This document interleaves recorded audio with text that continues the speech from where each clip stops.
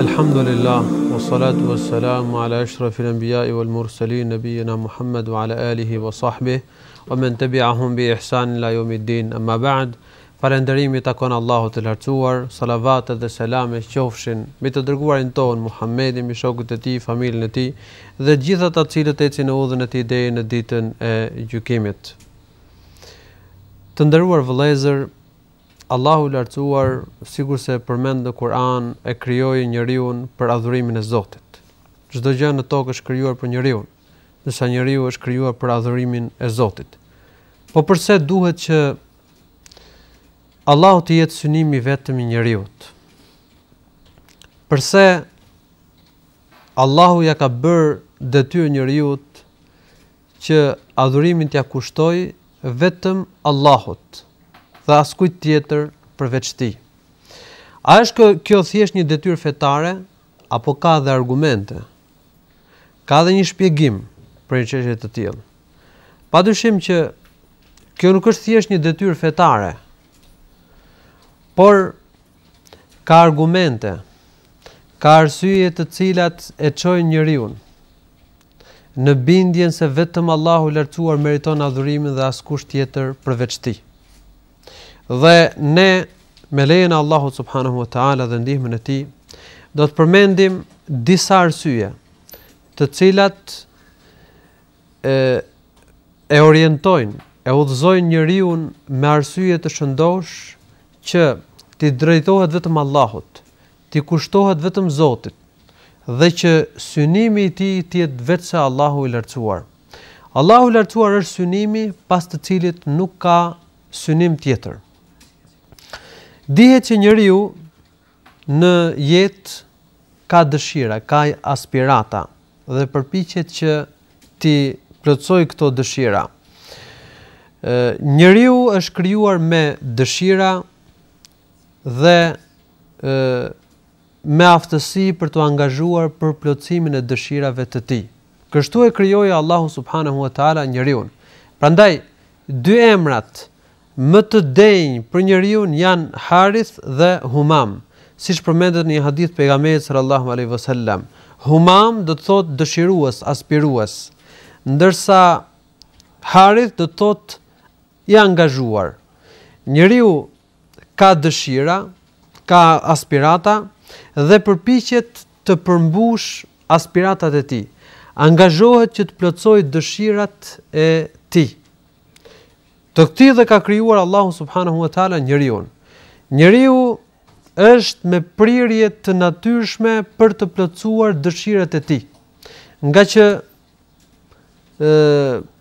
njeriu është krijuar i dobët, është krijuar me tmeta, është krijuar i pakompletuar, jo i përsosur, në kuptimin që ndjen nevojë për plotësimin e vetvetes, dhe për këtë arsye është i prirur që të përpiqet të plotësojë dëshirat, të plotësojë aspiratat e tij.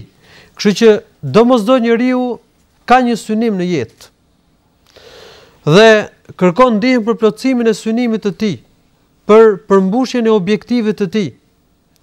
Mbështetet diku për plotësimin e dëshirës së tij.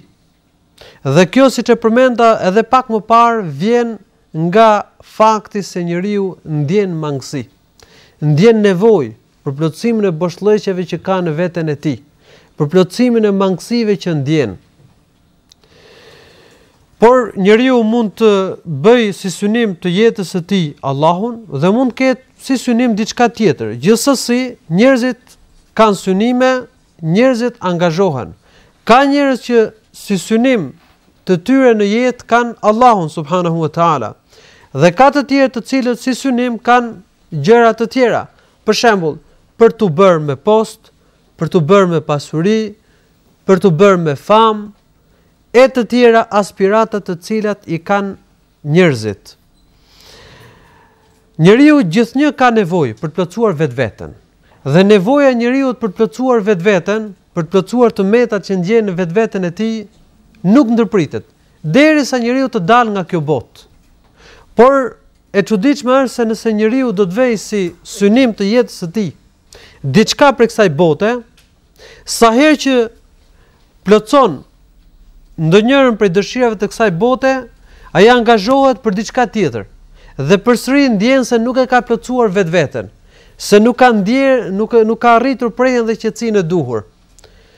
Për këtë Allahu i Lartësuar thot në Kur'an: "Law kana li ibni Adama wadin min adh-dhahabi latamanna thanin, wa law kana lahu wadiyan latamanna thalith, wa ma yamla'u fahu illa at-turab." Sikur biri i Ademit të kishte një lugin prej florire, do të dëshironte një të dytë. Dhe nëse do të kishte 2 lugina florire, do të dëshironte një të tretë. Por gojën birit të Ademit nuk ka për t'ia mbushur vetëse dheri. Kështu pra, njeriu nëse synon pasurinë, sado që të arrijë prej pasurisë, sado i pasur që të bëhet, ai do të dëshirojë që të pasurohet akoma më shumë, që të ketë akoma më shumë dhe kështu do të vazhdojë derisa të dalë nga kjo botë. Pra, aspiruesi i pasurisë, adhuruesi i pasurisë, e thënë me fjalë të tjera, asnjëherë nuk do të ndjejë se ka plotësuar boshllëqet që ka në vetvete. Asnjëherë nuk do të ndjejë prehje dhe qetësi, se sa herë që plotëson një dëshirë të tij, do t'i linë dëshira për akoma më shumë, derisa të shkëputet nga kjo botë. Njeriu në qoftë se do t'i vëj vetes së tij objektiva të tjera përveç objektivit të arritjes së kënaqësisë së Zotit, nëse njeriu do t'i vëj vetes së tij qëllime të tjera në këtë botë përveç qëllimit të adhurimit të Zotit subhane, kushtimin ndaj Allahut të lartësuar, nuk do të ndjejë prehje dhe qetësi. Ky është ligji i Zotit subhanahu wa taala. Shpirti i njeriu do të ndjejë qetësi dhe prehje vetëse atëherë kur synimi i tij të jetë Allahu subhanahu wa taala. Pikë synimi i tij me gjitha angazhimet, punët dhe veprat që kryen të jetë Allahu subhanahu wa taala. Allahu lartësuar thot në Kur'an: "Ela bi dhikrillahi tatma'innul qulub." Duke përmendur Allahun subhanahu wa taala, qetësohen zemrat. Njeriu kërkon përsosmëri. Njeriu kërkon më të bukurën. Njeriu kërkon më të mirën. Dhe kështu përpiqet që të kalojë nga një grad në një grad tjetër. Sa herë që ngjitet në një grad, kërkon që të kalojë në një grad tjetër që është akoma më lart. Por siç dihet, zotruesi i bukurisë, madhështisë dhe mirësisë është Allahu subhanahu wa taala. Nëse njeriu do të shndërrojë si pikësynim të jetës së tij diçka tjetër veç Allahut, siç është pasuria, fama, pushteti e tjerë, ai nuk ka për ta plotësuar vetveten. Nuk do të plotësojë dëshirat vetjake. Dhe asnjëherë nuk ka për të gjetur qetësinë dhe prehjen që i mungon. Ndërsa në qoftë se do t'i drejtohet Zotit, nëse si synim të jetës së tij do të bëjë Allahun e lartësuar, ai do të ndjejë prehje dhe qetësi. Sepse Allahu i lartësuar është zotruesi të gjitha mirësive. Allahu i lartësuar ja plotson njeriu të gjitha boshllëqet që ndjen në veten e tij.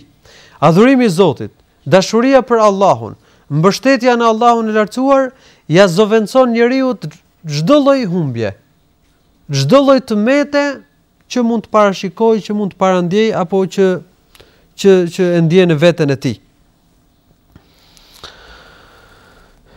Njerëzit zakonisht kërkojnë gjëra të ulta dhe pak janë ata të cilët kanë ambicie të lartë. Njerëzit me ambicie të lartë janë ata të cilët synojnë Zotin, ndërsa njerëzit me ambicie të ulët janë ata të cilët synojnë të mirat e kësaj bote, apo synojnë thjesht kënaqësitë e kësaj bote. Për shembull, synon thjesht të kënaq dëshirat e veta, qoftë me halal apo me haram. Synon thjesht të fitojë një post, të bëhet i pasur, të fitojë një farfame. Në fakt këto janë aspiratat e shumicës së njerëzve. Dhe në pikpamjen tonë, këta njerëz e kanë gabuar rrugën e lumturisë, rrugën e përjetimit të kënaqësisë shpirtërore, sepse Siç e theksova dhe pak më parë, këto gjëra nuk mundet që t'i dhurojnë njeriu qetësi. Nuk mundet që t'i japin njeriu lumturi. Nuk mundet që të qetësojnë shpirtin e njeriu. Po kush është shkaku që shumica e njerëzve nuk kanë ambicie të lartë? Mjaftohen me kënaqësi të rëndomta të kësaj bote. Arsyeja është ose mungesa e dijes së saktë, ose vullneti dobët. Ka njerëz që u mungon dija e saktë. Ata nuk e njohin Zotin, nuk e dinë se synimi i tyre në jetë duhet të jetë Allahu dhe jo diçka tjetër veç Allahut të lartësuar. Nuk e dinë se ekziston një botë tjetër përtej kësaj bote, ku njerëzit do të paraqiten para Zotit dhe do të japin llogari për gjithçka që kanë bërë në këtë botë. Nuk e dinë se njerëzit në botën tjetër do të ndahen një grup për në xhenet dhe një grup tjetër për në zjarrin e xhehenemit. Nuk janë të vetëdijshëm se xheneti është vendi i të gjitha mirësive, gëzimeve dhe kënaqësive. Kështu që duke qenë se u mungon dija e saktë, ata nuk kanë ambicie të lartë dhe nuk angazhohen për përmbushjen e këtyre aspiratave të larta. Por ka edhe njerëz të cilët e dinë këtë realitet. E dinë se dynjaja është kalimtare, se kënaqësitë e kësaj bote janë momentale, se ato nuk mund t'i dhurojnë njeriu kënaqësi të vazhdueshme, prehje dhe qetësi të pashkëputshme, lumturi të përhershme. Por megjithatë, ata vazhdojnë pas kënaqësive të kësaj bote. Për shembull, pas një harami, janë të dhënë pas muzikës. Dikush mund të jetë i dhënë pas zinas, dikush mund të jetë i dhënë pas formave të femrave. Një tjetër mund të jetë i dhënë tej mase pas pasurisë, duke lënë pas dore detyrat fetare, duke fituar pasurinë që ndoshta edhe në mënyrë të palishme. Ka njerëz që janë dhënë tej mase pas postit, pas pushtetit, abuzojnë dhe korruptohen thjesht që të mbajnë pushtetin. Ka njerëz që janë të dhënë pas famës që kanë krijuar apo që kanë arritur dhe i shërbejnë famës së tyre, adhurojnë unin e tyre, përpiqen që të mos prishet imazhi që është krijuar për ta para njerëzve. Këta njerëz faktikisht në këndvështrimin tonë janë njerëz me aspirat, me dëshira shumë të ulta. Sepse ata kanë gabuar synimin e lartë që duhet ketë njeriu në jetë. Dhe këto njerëz jo se nuk e dinë. E dinë që duhet të synojnë Zotin, e dinë se faktikisht është një kënaqësi që nuk mund krahasohet me kënaqësitë kalimtare të kësaj bote. E dinë se synimi i tyre duhet të jetë Allahu, se angazhimi i tyre duhet të jetë për të arritur xhenetin dhe kënaqësitë e xhenetit, por u mungon dëshira e hekurt. U mungon vendosmëria për qëndruar përballë tufanit të epsheve, harameve, për të bërë rezistencë ndaj dëshirave vetjake. Edhe kështu, domethënë, jepen pas harameve. Shumë njerëz dëshira e tyre në jetë për shembull është thjesht që të bëjnë një jetë komode. Kaq është e tërë dëshira e tyre dhe as pak më shumë. Ka njerëz që mendojnë edhe më keq se kaq. Thjesht që të plotësojnë dëshirat e barqeve të tyre. Dhe asgjë më shumë se kaq. Ka njerëz që jetojnë thjesht për të plotësuar dëshirat e tyre seksuale dhe as pak më shumë se kaq. Këta janë me të vërtetë njerëz të rëndomt. Dëshirat e tyre janë shumë të ulta. Këta njerëz nuk do të kenë ndonjë kënaqësi më shumë se sa përjetimet e kafshëve, të cilat janë momentale dhe pas një farë domethënie. Edhe këto njerëz do të kenë një farë kënaqësie momentale ashtu sikurse kafsha dhe këto kënaqësi pastaj do të pasohen me pikëllime, me strese, me shqetësime, me probleme. Janë kënaqësi të cilat do të ndërpriten një ditë. Ndërsa pejgamberët kanë patur aspirata të larta. Shokët e Muhamedit sallallahu alaihi wasallam kanë patur si synim vetë Allahun subhanahu wa taala. Umar ibn Abdul Aziz, i cili ka qenë njëri prej tabiinëve, njëri prej njerëzve të shquar dhe të drejtë, njëri prej kalifëve të drejtë muslimanëve, thot: "Nefsi im dëshiroi të bëhet guvernator dhe arriti qëllimin. Pastaj dëshiroi që të bëhej khalife dhe arriti qëllimin. Pastaj thot u mallëngjye për të bërë prej banorëve të xhenetit dhe unë shpresoj thot që të bëhem prej banorëve të xhenetit." E kjo është aspirata e lartë e njeriut. Kjo do të jetë dëshira më e lartë e njeriut. Synimi i njeriut duhet të jetë Allahu subhanahu wa taala. Arsyeja e tretë është se Allahu subhanahu, ose arsyeja e dytë më saktë është se Allahu subhanahu wa taala meriton adhurimin. Dhe askush tjetër përveç Allahut të lartësuar. Allahu e meriton. Allahu është i denjë që të jetë synimi i ynë. Sepse Allahu subhanahu wa taala është i cilësuari me cilësitë më të larta, më madhështore. Allahu të lartësuar i përkasin cilësitë e përkryera, atributet madhështore dhe të larta. Allahu i lartësuar është dhuruesi të gjitha mirësive. Allahu i lartësuar është ai i cili na ka bërë të mirat. Zoti na ka larguar të këqijat. Allahu na i largon të këqijat. Kështu që vetëm ai meriton adhurimin. Vetëm ai meriton që të jetë synimi i ynë. Dhe askush tjetër përveç tij subhanahu wa taala. Allahu i lartësuar thot në Kur'an: "Qulillahumma malikal mulki tu'ti al-mulka man tasha wa tanzi'u al-mulka mimman tasha wa tu'izzu man tasha wa tudhillu man tasha bi yadika al-khayru innaka ala kulli shay'in qadir." Thuaj: O Allah, ti je zotruesi i mbretërimit, i sundimit. Ti ja jep pushtetin atij që dëshiron dhe ja heq pushtetin atij që dëshiron. Ti ngrej atë që dëshiron dhe ul atë që dëshiron. Dhe ti ke fuqi për të bërë gjithçka. Tulijul lejla fi an-nahar wa tulijul an-nahara fi al-layl wa tukhrijul hayya min al-mayyit wa tukhrijul mayyita min al-hayy wa tarzuqu man tasha'u bighayri hisab. Ti bën që dita të pasojë natën dhe nata të pasojë ditën. Ti nga i vdekurin nxjerr të gjallin dhe të gjallin e bën të vdekur. Ti furnizon atë që dëshiron pa llogari. Të gjitha këto i bën Allahu i lartësuar. Kështu që vetëm ai meriton adhurimin. Askush tjetër përveç tij subhanahu wa taala. Nefset tona i shëron Zoti. Shpirtat tanë i shëron Allahu. Nevojat tona i plotson Allahu i lartësuar. Gjunahet tona i fal Allahu. Kështu që ai meriton adhurimin.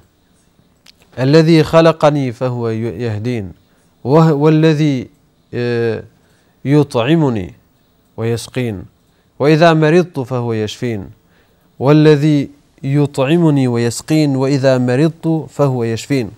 Allahu i lartësuar ka thënë në Kur'an: Allahu është ai i cili më ka krijuar mua dhe ai më udhëzon mua. Allahu është ai që më jep ushqim dhe më jep pije mua. Nëse unë sëmurem, Allahu i lartësuar më shëron. Të gjitha këto gjëra i bën Allahu i lartësuar. Kështu që ideja për adhurimin është Allahu. Ideja për të qenë synimi i krijesave është vetëm Allahu i lartësuar. Dhe në fakt, adhurimi kushtuar Allahut të lartësuar është e drejta më e madhe e Allahut. Njëherë Muadh ibn Jabal ishte me Muhammedin sallallahu alaihi wasallam dhe profeti sallallahu alaihi wasallam i thot atij: "Ja Muadh, e tedri ma haqqu Allahi ala al-ibad wa ma haqqu al-ibadi ala Allah?"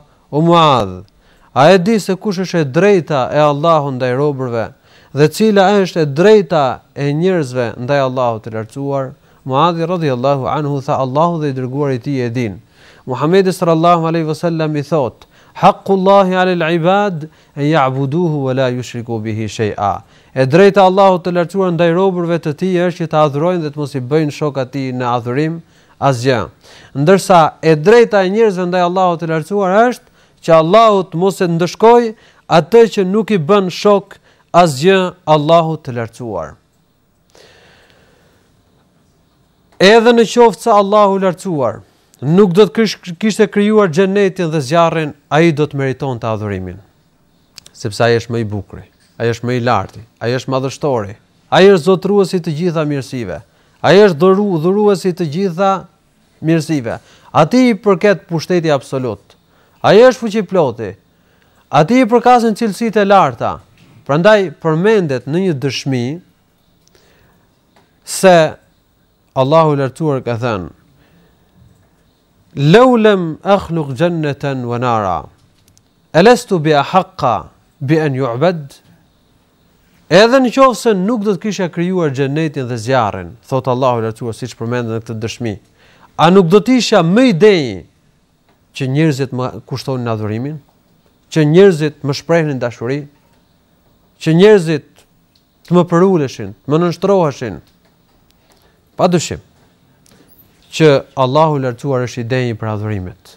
Allahu i lartësuar e meriton që ne t'i shprehim dashuri, t'i kushtohemi, të angazhohemi për të arritur kënaqësinë e tij, sepse Allahu i lartësuar është fuqiploti, është dhuruesi të gjitha mirësive, është ai që i përkasin atributet më të larta. Dhe askush tjetër veç tij subhanahu wa taala nuk është si ai. Kështu që edhe nëse nuk do të ekzistonte xheneti, edhe nëse nuk do të ekzistonte zjarri i xhehenemit, njeriu në arsye do ta çonte në përfundimin se vetëm Allahu meriton adhurimin. Vetëm Allahu të lartësuar duhet i kushtohet. E si atëherë kur ekziston xheneti, i cili nuk arrihet nëse njeriu nuk vdes me si adhurues i Zotit subhanahu wa taala. Dhe ekziston dhe xhehenemi, ku njeriu mund të vuajë dënimin në qoftë se ka heqë dorë nga adhurimi i Zotit subhanahu wa taala. Ku njeriu dënohet sigurisht në qoftë se vdes idhujtar, vdes në shirk ndaj Allahut subhanahu wa taala.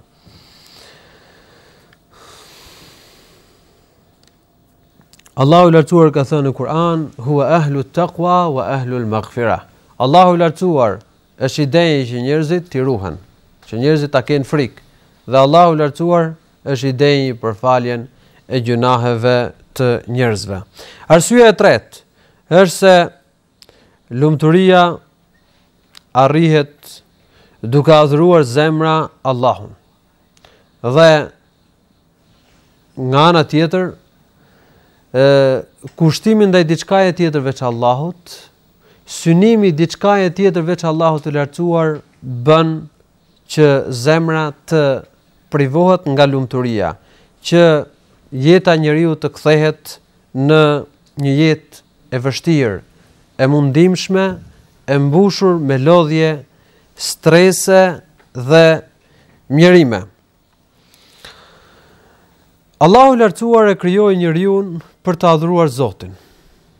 Zemra e njeriu është krijuar për të adhuruar Allahun subhanahu wa taala.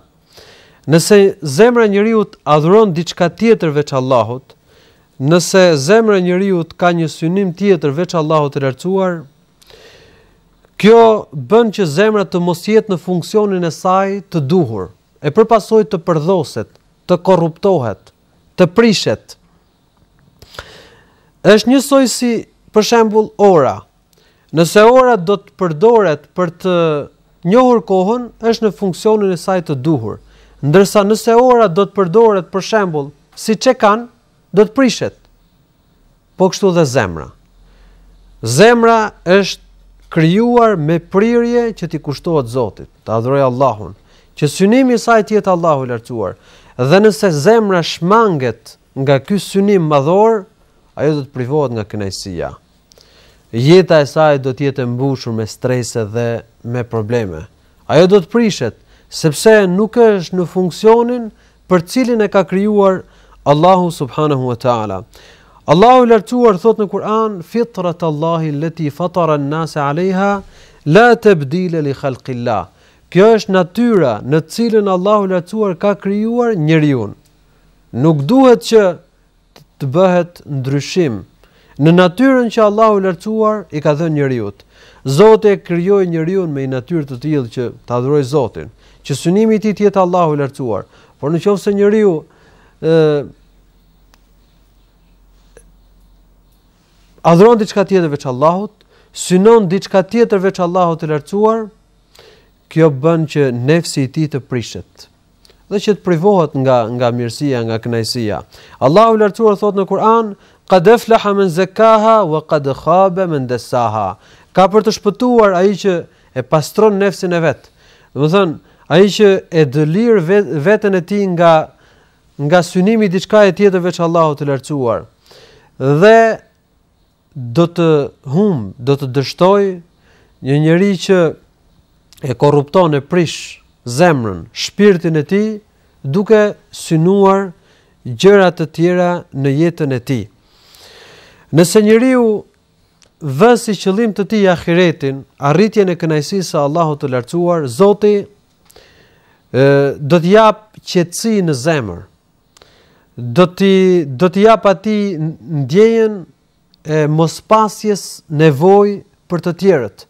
Pra do t'i jap pasuri në zemër. Do ta ndjej veten të pasur sado pak të mira materiale që të ketë në këtë botë. Allahu i lartësuar do ta bëjë të orientuar, të qetë. Dhe dynjaja ka për të ardhur atij e nënshtruar, sepse ajo që e ka caktuar Allahu i lartësuar për njeriu për kësaj bote ka për të ardhur, qoftë kur ka si synim këtë botë dhe qoftë kur ka si synim Allahun subhanahu wa taala. Ndërsa nëse njeriu ka si synim këtë botë, kënaqësitë e kësaj bote, Allahu i lartësuar do ta vendos varfërinë ndërmjet dy syve të tij. Siç thot pejgamberi sallallahu alajhi wasallam në një hadith të vërtetë, gjithnjë i shef varfërinë, gjithnjë do të ketë frikë prej varfërisë. Zoti ka për ta bërë atë të çorientuar, pasi do të ketë synime të ndryshme, qëllime të ndryshme. Dhe nuk ka për të ardhur atij prej kësaj dynjaje vetëse ajo që është caktuar për të. Pra si ai që adhuron Zotin, si ai që ka si synim Allahun, dhe ai që ka si synim këtë botë, risku për ta është caktuar. Mjetet e jetesës për ta janë të caktuar. Dhe nuk mund të vinë as më pak, as më shumë. Por ai që ka si synim Allahun e lartësuar do të ndjejë dhe qetësi. Do të përjetojë kënaqësi. Do të jetë i orientuar, nuk do të jetë i çoroditur, ndërsa ai që adhuron të tjerë veç Allahut, që e ka lidhur zemrën të tjerë veç Allahut, që ka synime të tjera në jetë veç Allahut të lartësuar, ka për të qenë i çoroditur, ka për të qenë i çorientuar, sepse duke patur njeriu qëllime të ndryshme, aspirata të ndryshme, përpiqet që të plotësojë dëshirat këtij, t'ia plotësojë edhe atij tjetrit e kështu me radhë, por dëshirat e njerëzve nuk mund të plotësohen. Dëshirat e të gjitha krijesave nuk mund të plotësohen. E në këtë mënyrë njeriu do të lodhet, do të raskapitet, ka për të çoroditur, ndërsa nëse njeriu vesi pikë synim vetes së tij që të arrijë kënaqësinë e Zotit, nëse njeriu do të ketë si synim Allahun lartësuar, atëherë edhe nëse nuk i plotëson dëshirat e njerëzve, Allahu i lartësuar ka për t'i dhënë qetësi dhe ka për t'i rregulluar punët mes tij dhe mes njerëzve. Muhamedi sallallahu alaihi wasallam ka thënë një hadith: "Men iltamasa ridallahi bi sukhtin nas, kafahu Allahu mu'natan nas." Kush kërkon kënaqësinë e Zotit, qoftë edhe duke hidhëruar njerëzit, Allahu i lartësuar do t'ia plotësojë nevojat që të mos ketë nevojë për njerëzit. Dhe nëse dikush kënaq njerëzit duke hidhëruar Allahun e lartësuar, Zoti do ta lejë për njerëzit dhe ky njeri nuk ka për të kënaqur kurrë. Do të vazhdojmë me arsyet e tjera inshallah taala në pjesën e dytë të emisionit. Walhamdulillahi rabbil alamin.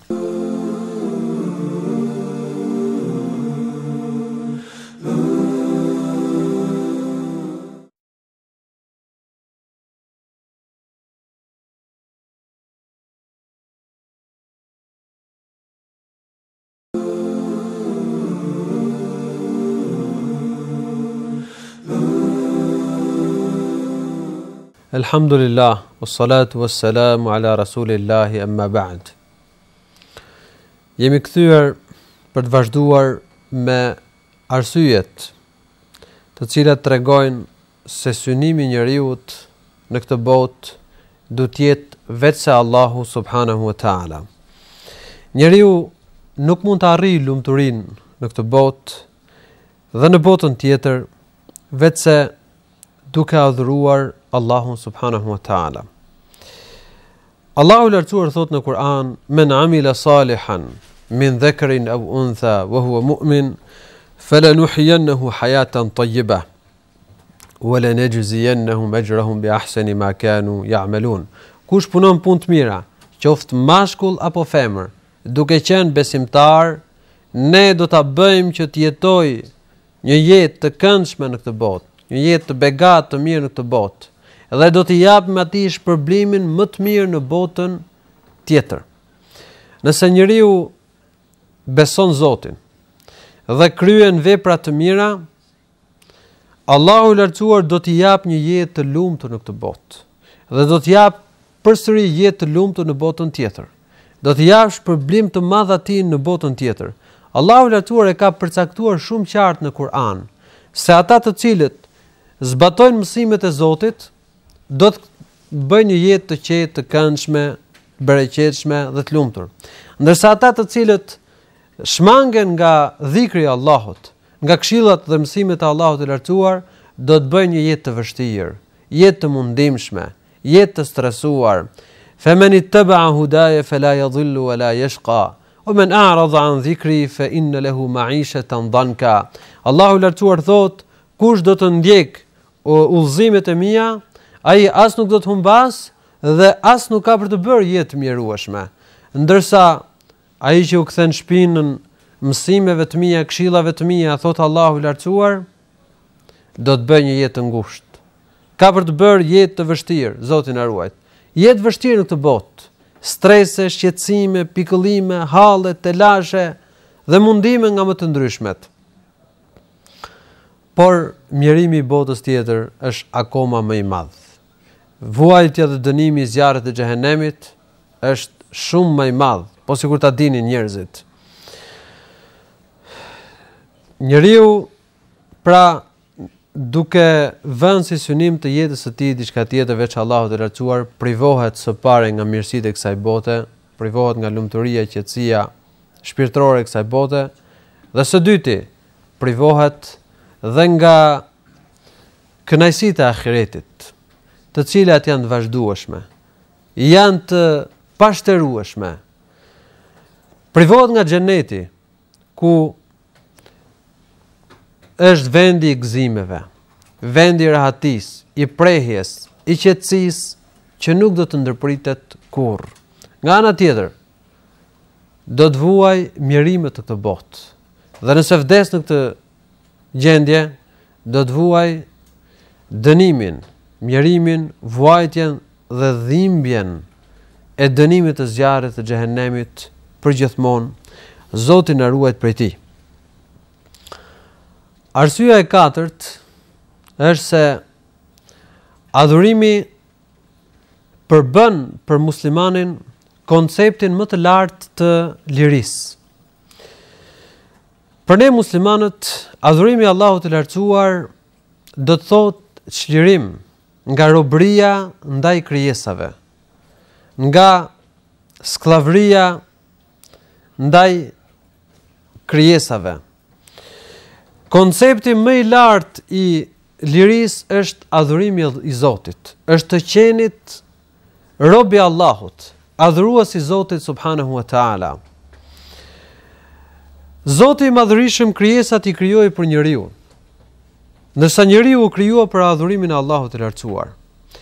Besimtari i sheh gjërat në këtë botë si të tilla që janë krijuar në shërbim të tij dhe nuk mund pranojë që të vihet në shërbim të tyre.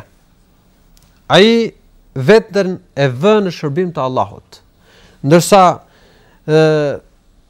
gjërat në këtë botë i shikon si gjëra të cilat janë nënshtruar atij, janë vënë nën pushtetin e tij dhe nuk mund pranojë që të bëhet rob i tyre, që të bëhet i adhurues i tyre, sepse nëse do ta shndërronte veten e tij në adhurues të krijesave, të gjërave të cilat ekzistojnë në këtë botë, kjo do thotë që ai është nën pushtetin e tyre, u është nënshtruar, u është përulur atyre.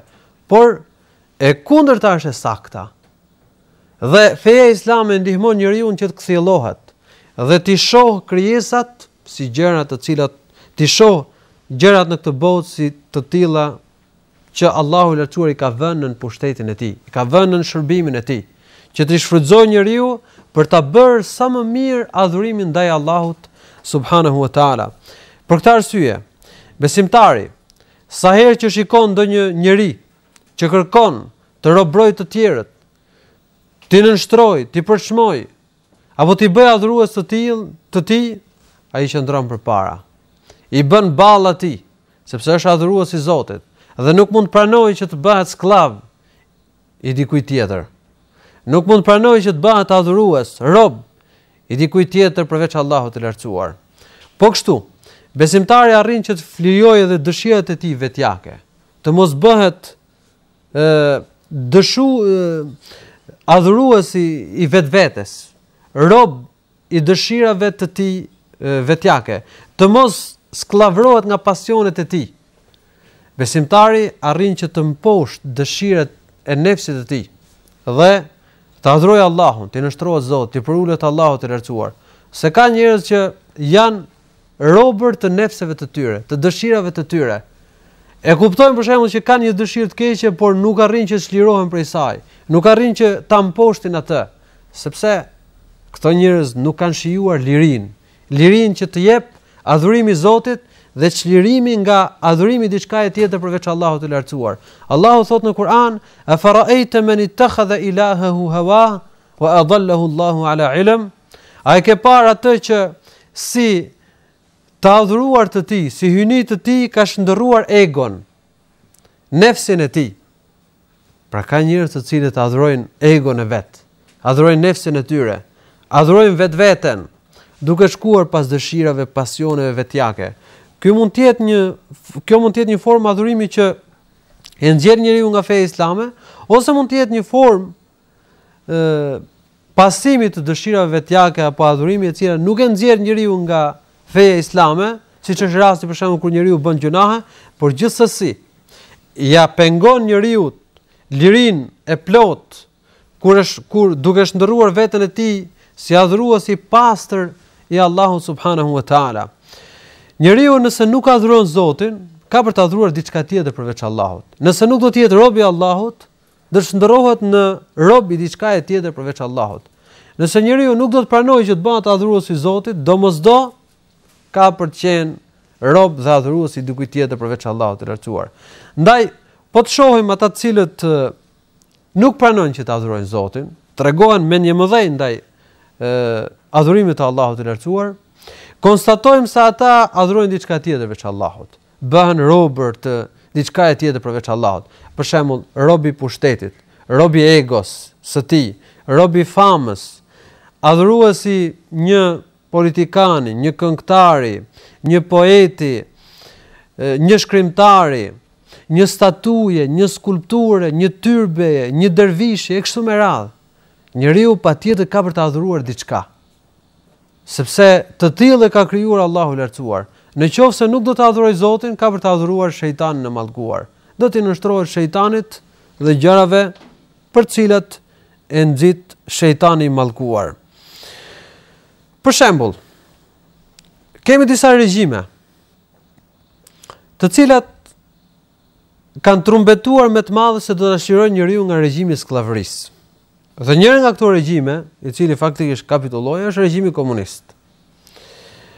Komunistët pretenduan se do ta shirojnë njeriu nga shfrytëzuesit, nga kapitalistët dhe do t'i japin liri njeriut.